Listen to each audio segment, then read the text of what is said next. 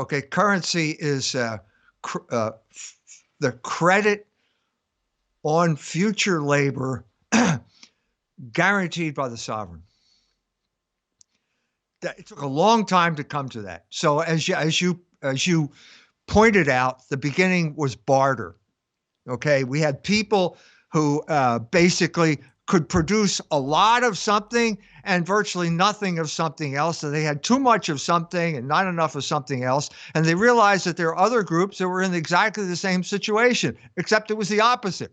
So there was beginning would be blind barter, where basically you would put what you had too much of in an open space and you leave it there. Mm-hmm. And then the other group comes and they put what they have too much of and they leave it there. And then you both withdraw and then you sit in the bushes and you wait till it looks everything's clear. And then you go take what the other person put there and they come and take what you put there. Now that's barter. Okay. And that's the beginning of economic exchange. Okay. Now at this point, you're confronted with a problem. Okay. So you've got a lot of sheep and the other guy has a lot of chickens or something like that, or a lot of flint. Okay, now how do you come up with the equivalent of flint, which is good for knives, Mm-hmm. and a cow? Well, obviously, one piece of flint is not worth a cow. But then again, how do you break down the cow to get? So, all right, I'll give you a pound of hamburger for 3 pieces of flint. Well, I have to slaughter the cow. You've got this inequity here, and so what you need then is a medium of exchange. Yeah. And at this point, what's a medium of exchange? Well, it's something that everyone considers valuable. Well, what's that? Well, it turns out it's gold, or silver, or let's say diamonds as well. And so let's take gold and diamonds. Okay, they're both valuable. Both everyone recognizes them because they're beautiful. But it's hard to cut a diamond.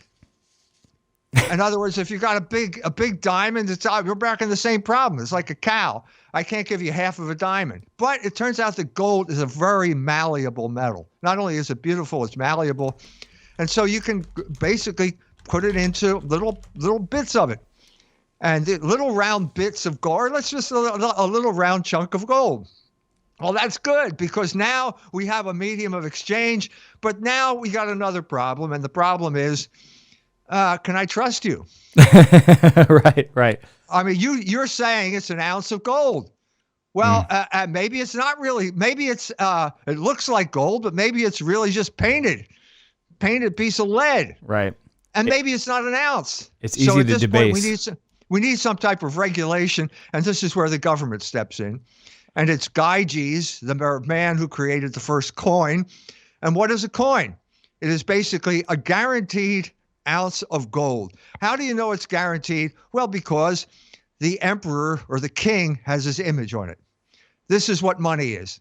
It's never stopped being that. Okay, but over a certain period of time, and this is pretty much what I cover in this book, the unsatisfactory nature of gold as a currency. It's not satisfactory because it's too damn valuable.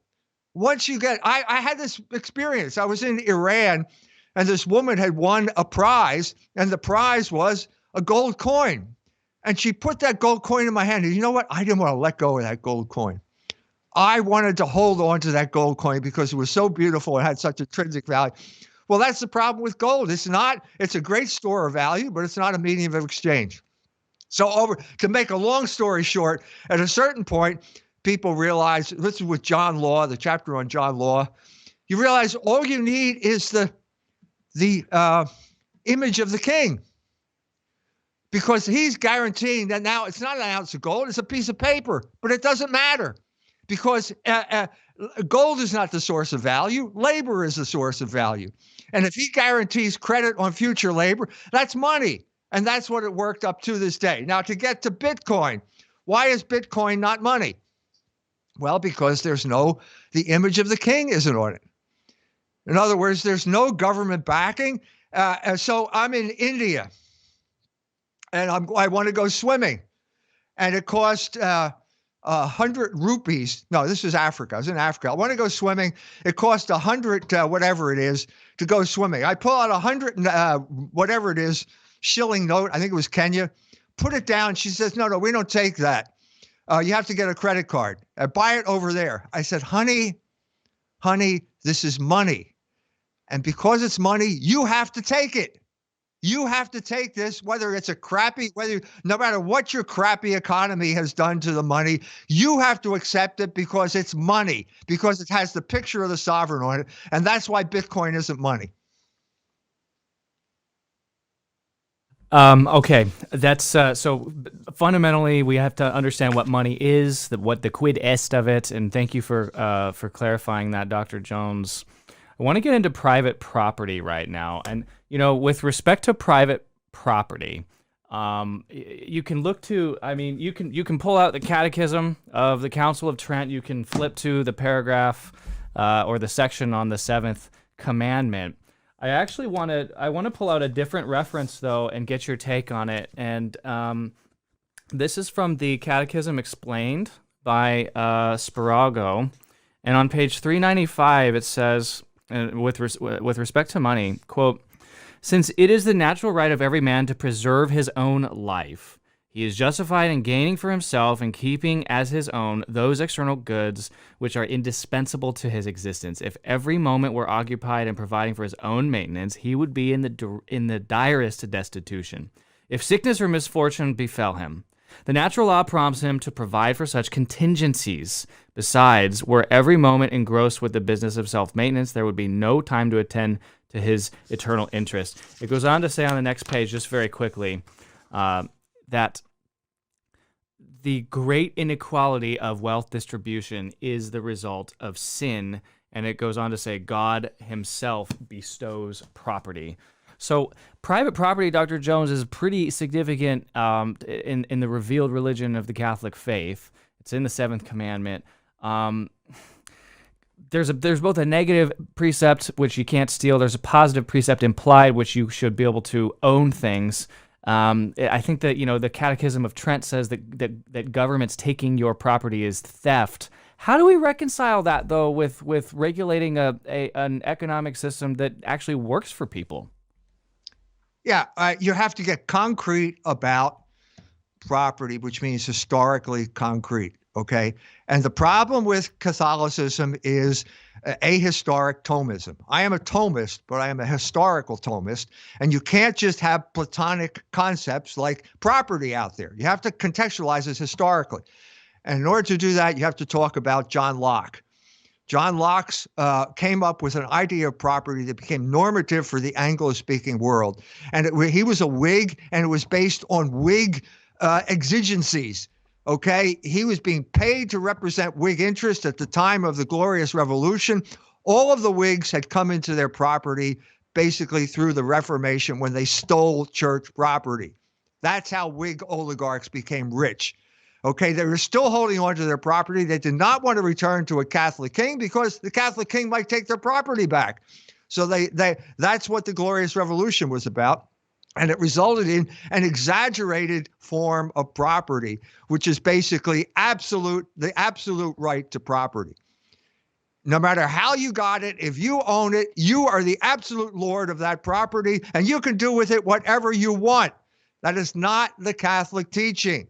Okay, the Catholic teaching grew up over a long period of time in Germany. There was no Germany, but the Holy Roman Empire, where everyone started off as a serf, and then you gradually acquired the rights to the property that you took care of, because labor is the source of all value, and you are creating that property through your labor.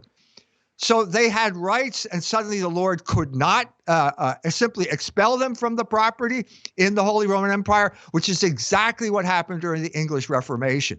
All of those Catholics, serfs who had their rights, were simply expropriated, and the oligarchs stole the property, and they drove them off the land, created a rootless proletariat, and put sheep on the land instead to make wool so that they could feed the Italian garment industry.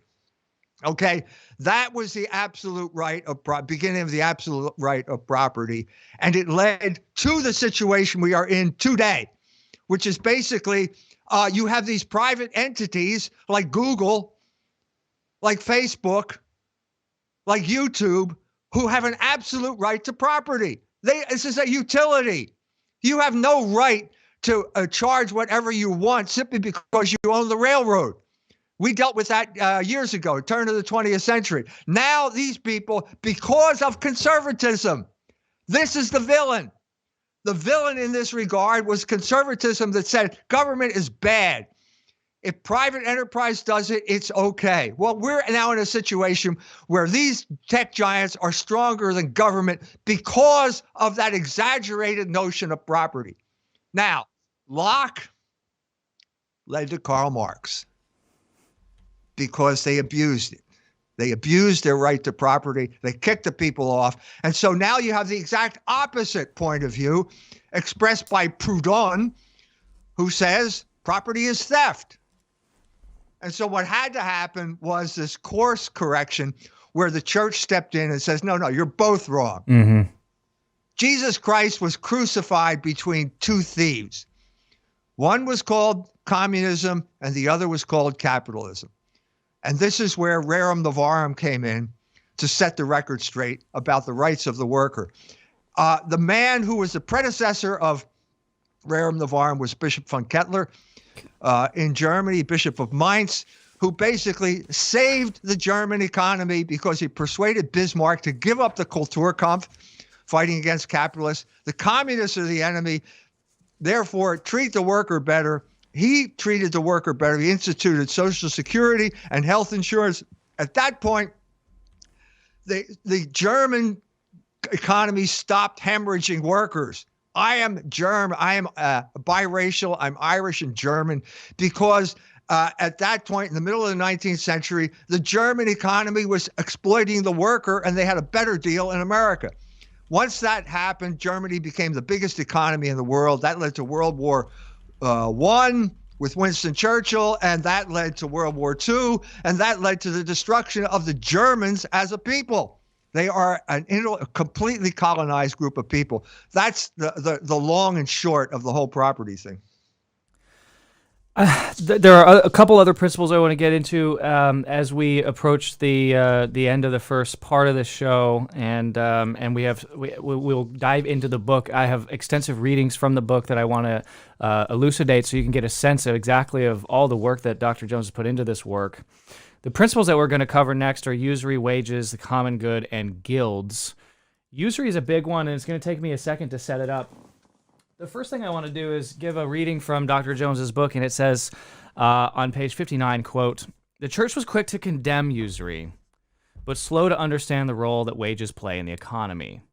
The mendicant preachers who condemned usury and its effect on the urban proletariat failed to see that recourse to usury was symptomatic of low wages, excessive taxation, and a debased currency." Again, page 59 from Dr. Jones's book, Barren Metal. What I'm holding in my hands right now is the Sources of Catholic Dogma by Denzinger.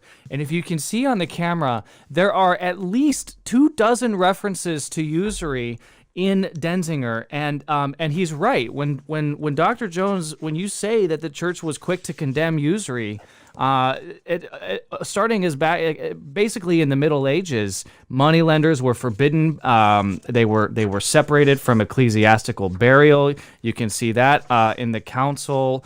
Pope Eugenius III condemned it and cannot be considered under the name of usury, yet nevertheless the sellers incur sin. I won't go through all of these, but when you get to Urban III in 1145, he writes extensively about usury. He who offers his wares at a price far greater, if an extension of the already extended time be asked for making the payment, then if the price should be paid to him at once. That's how he defines usury. I'm going to ask you for your definition. Pope Celestine IV, 1241. And you keep moving forward in time. What usurious people are viewed as heretics by Pope Clement V in 1305. I mean, it goes on and on and on. My question, though, is we live in an economy based on usury. Basically, the entire world is based on usury. I went to school for finance, and the entire postgraduate work that I did was based on usury. Where's the church on this matter today, Dr. Jones? You used to be denied ecclesiastical burial. You were set aside with the suicides, and now Pope Francis is engaged in usury with having Goldman Sachs in the new, you know, the new economy that he's trying to build. Yeah, the turning point came in 1745 when Pope Benedict XIV issued Vix Purvenit. Now, I was at breakfast with John Finnis, probably the premier moral theologian in the world right now, Catholic moral theologian. And I said, is Vix Purvenit still the church's teaching? He said, yes, it is. Vix Purvenit said any interest on a loan is usury. Mm-hmm. Okay? But now this is where the problem comes in. But everything has become so damn complicated in terms of financial exchange that I don't have any competence to judge, I, the Pope, don't have competence to judge these financial instruments. So you're going to have to deal with it in a private forum. So you're going to have to go to your confessor and say, well, I have a credit default swap here. Is that usury? Or listen, the inflation rate is 5%. And I got a bank account where they're paying me 3% interest. Is that usury? Well, all of these things have to be taken into account, but the principle is still the same. Usury will never stop being a sin any more than adultery will stop being a sin.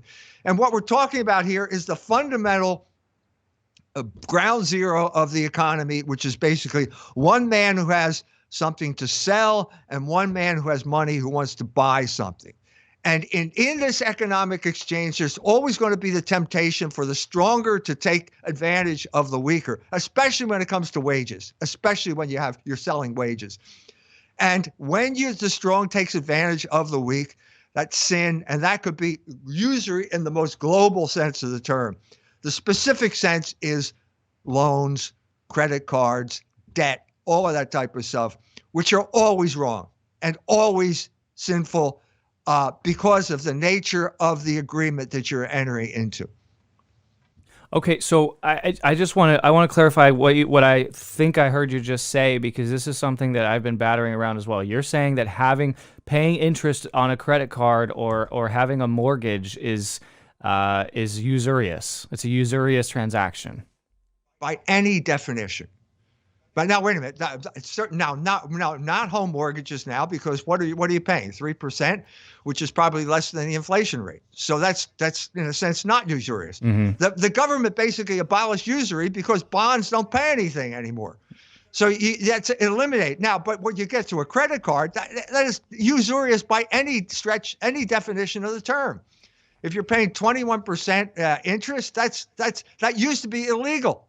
Yeah, but it got changed. Paul Volcker changed all that when the government broke the economy, when the Fed broke the economy for the interests of the oligarchs in 1980.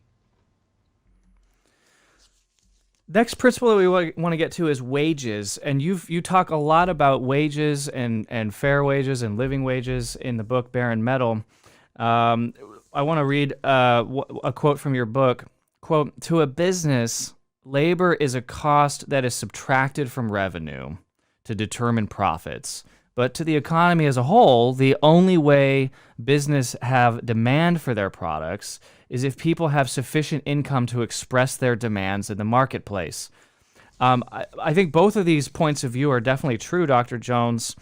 What about, are you sort of advocating for a minimum minimum wage? Would you go so far as to say universal basic income? I mean, because family wage, what's a family wage?